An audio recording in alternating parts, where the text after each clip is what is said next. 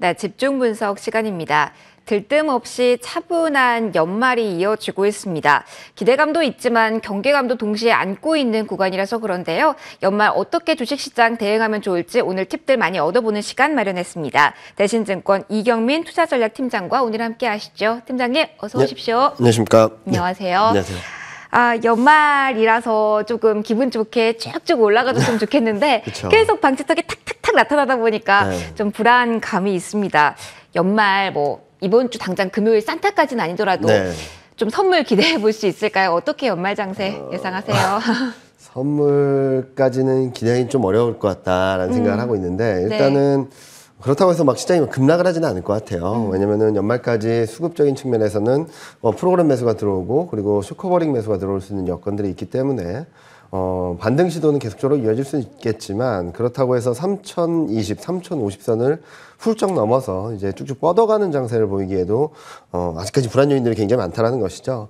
통화 정책은 좀 더 긴축적으로 가는데 그렇다고 해서 경기나 기업 이익에 대한 자신감은 좀 약한 그런 흐름들이 계속적으로 반복되고 있고 오미크론, 코로나19 재확산 이런 이슈들 또한 경기나 실적에 대한 불안감들을 좀 높여가고 있기 때문에 지금 현재 시점에서는 코스피가 연말까지 2950에서 3000선 초반 정도의 좁은 박스권 등락을 이어가지 않을까라는 생각을 하고 있습니다. 물론 위든 아래든 방향성이 정해진다면 그쪽 방향성으로 좀 더 강하게 움직일 수는 있겠지만 최근 시장 흐름을 보면은 3000선만 넘어서면 계속적으로 밀려나고 있거든요. 그런 부분들을 봤을 때는 연말 부담들이 조금씩 커지고 있는 것이 아닌가라는 생각을 하고 있어서 지금 현재 시점에서는 장밋빛 전망을 드리면 좋겠지만 좋은 박스권 등락으로 생각을 하시고 매매를 해 나가시는 게 좋지 않을까 생각을 하고 있습니다. 냉철한 분석이 필요한 시기긴 하니까요. 자, 여러 변수를 좀 하나씩 체크해 나가면서 조금 더 전략에 대한 이야기 들어볼게요. 저희가 첫 번째로 시장 매크로 측면에서 봐야 될 것은 글로벌적으로 긴축의 시계가 돌아가고 있다라는 점일 텐데요. 어떻게 우리가 대응하면 좋을까요? 좀 쉽지 않습니다. 왜냐면은 긴축, 금리 인상 속도가 좀 빨라진다라는 얘기들을 굉장히 많이 하고 있어서 많이들 불안해하실 것 같아요. 그런데 거꾸로 생각을 해보면은 2022년에는 물가 부담으로 인해서 금리를 3월 달에 테이퍼링이 종료된다면 한 9개월 정도 시간 동안 3번 금리 인상을 할 수 있다라는 볼 수 있겠는데 2023년에는 1년 동안 3번, 2024년에는 1년 동안 2번.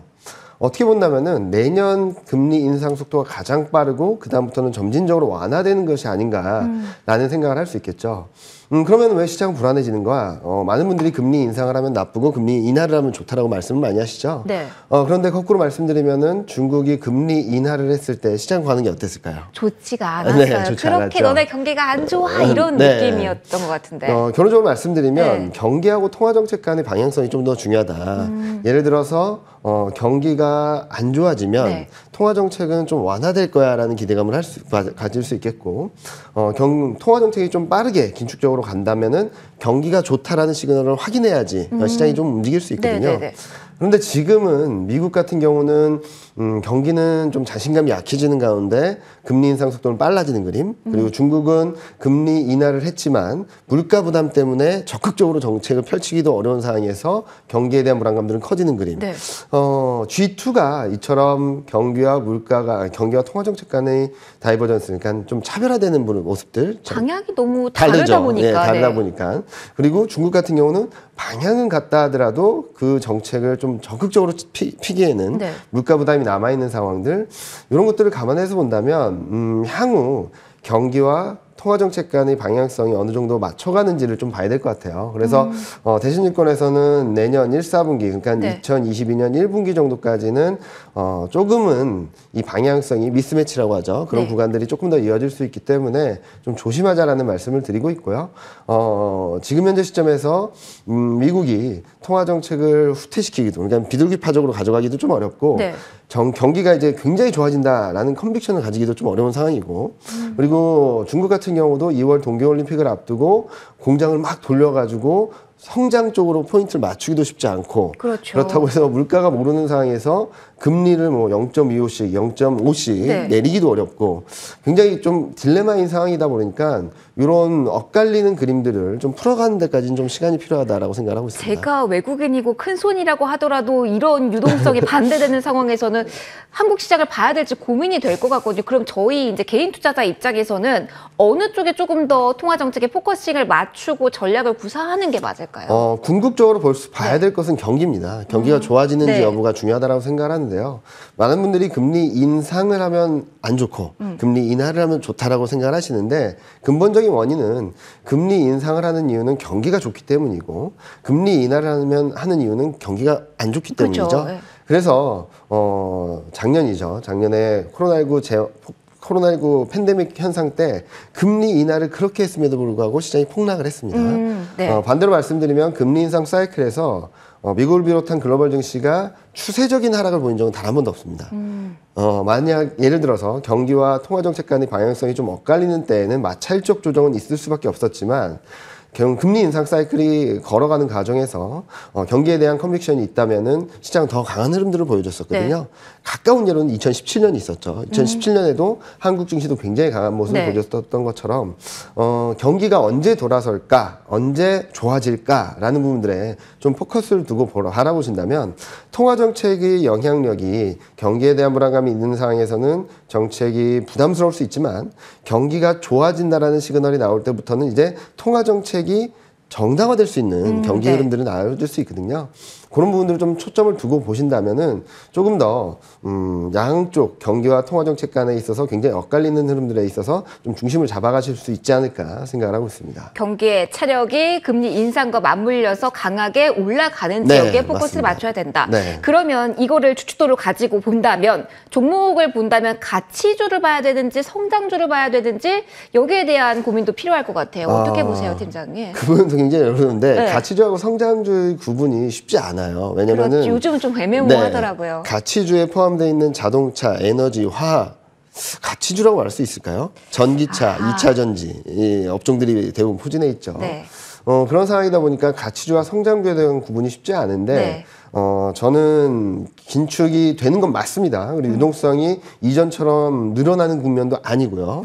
그렇게 본다면 좀 더 성장의 포인트를 맞춰야 된다. 좀 성장의 성격의 해석의 의미가 다른데 유동성이 그렇게 풍부하지 않은 상황에서 조금 더 옥석 가리기를 한다면 차별적으로 기업 이익이 성장을 하고 업황이 좋아지고 그런 성장성을 보여줄 수 있는 그러니까 막연한 기대라기보다는 네.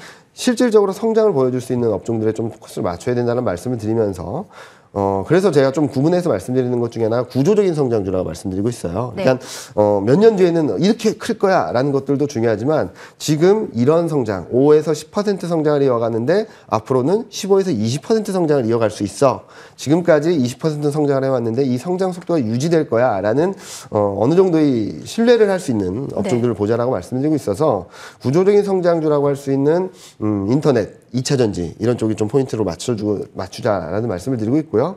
그리고 내년에는 통화 정책은 좀 부담스러울 수 있지만 물가라든지 금리 쪽에서는 성장주에 그렇게 불리한 환경은 아닐 거라고 생각하고 있습니다. 네.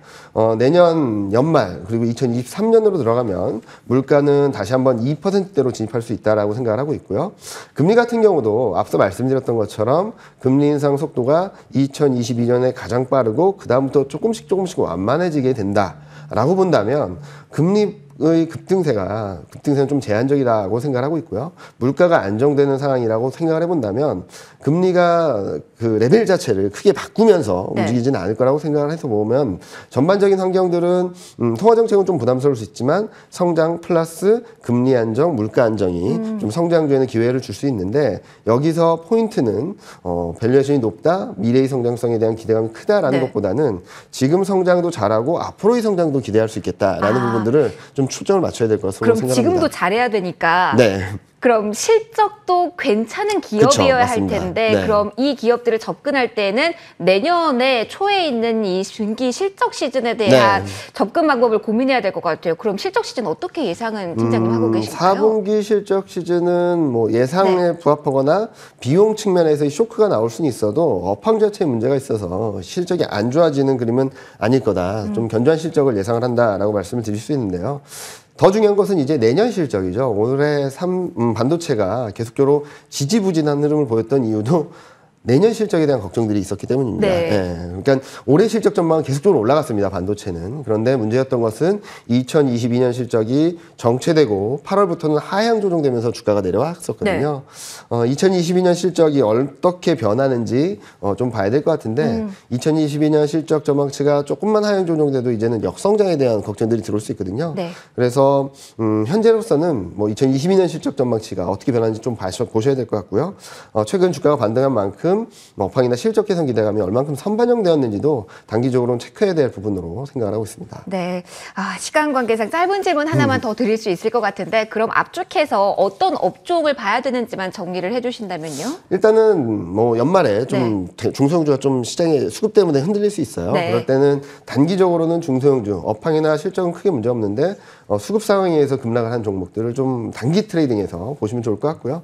내년 1, 4분기까지 본다면은 위드 코로나 수혜주, 소비 관련주들을 보시면 좋을 것 같습니다. 코로나19가 확산되고는 있지만 이동성 지수는 여전히 견조한 모습을 보여주고 있다는 측면에서 코로나19가 조금만 진정된다 하더라도 위드 코로나 관련주들이 좀 탄력적으로 움직일 수 있다는 측면에서 변동성을 이용한 좀 저가 매수, 분할 매수 전략은 위드 코로나 관련주, 소비 관련주에 좀 긍정적일 수 있다라고 말씀드리고 있습니다. 네, 알겠습니다. 지금까지 대신증권 이경민 투자전략팀장과 함께 하셨습니다. 고맙습니다, 팀장님. 네, 감사합니다. 네, 일부도 숨가쁘게 달려왔습니다. 지수 자체는 큰 변화는 없습니다. 코스피아 같은 경우 0.2% 플러스고요. 오늘 코스닥 기준으로 봤을 때 천선 위에서 마감할 수 있을지 좀 보셔야겠습니다. 계속해서 기관 쪽에서의 수급 물량은 늘어나고 있다는 부분은 체크 포인트가 되겠네요. 자, 오늘 장 여기서 인사를 드리도록 하고요. 2부에서 마감 전략까지 저희가 꼼꼼하게 챙겨드릴게요. 좀 더 많이 준비해서 내일 2시에 여러분께 인사드리겠습니다. 함께 해주셔서 고맙습니다.